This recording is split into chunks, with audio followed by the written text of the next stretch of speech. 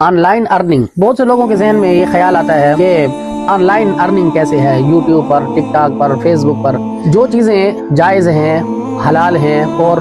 اس میں کوئی حرام کے عناصر نہیں ہیں، حرام چیزیں نہیں ہیں، ان کی کمائی بھی حلال ہے۔ جائز ذرائع کی جو چیزیں جائز ہیں ان کی آمدنی اور کمائی وہ بھی حلال ہے، اور جو ذرائع حرام ہیں، جائز نہیں ہیں، ان کی جو کمائی ہے وہ بھی حرام ہے۔ بعض اوقات ہم حلال ذرائع سے حرام کما رہے ہوتے ہیں۔ مثال کے طور پر کپڑے کی دکان ہے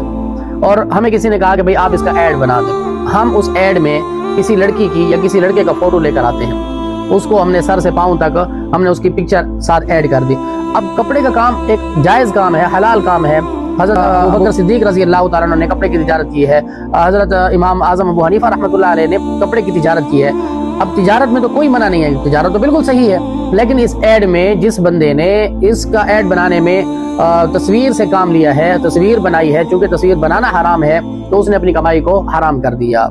حلال کی کمائی کو حرام کر دیا۔ تو اب جس طرح ذرائع ہوں گے کمائی بھی ویسی ہوگی، اس لیے ہمیں اس چیز کا احتیاط کرنا چاہیے کہ ہم حلال ذرائع میں حرام کی آمیزش نہ کریں، مطلب حلال ذرائع میں حرام کو ملائیں نہیں اور حلال طریقے سے اس کی ہم ارننگ کریں۔ تو جو ویڈیوز بناتے ہیں اگر وہ اس میں عورتوں کو ساتھ نہیں لے کر آتے اور عورتوں کی ویڈیو نہیں بناتے بلکہ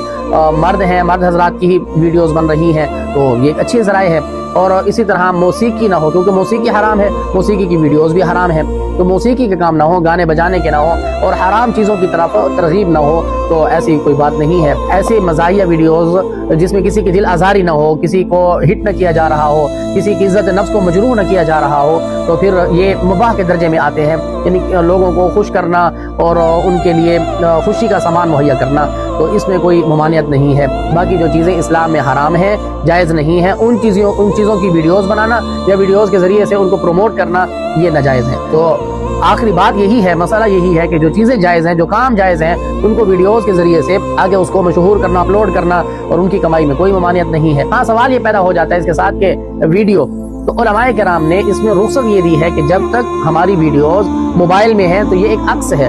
اس سے باہر اس کو پرنٹ کی شکل میں نہ لے کر آئے۔ اس وقت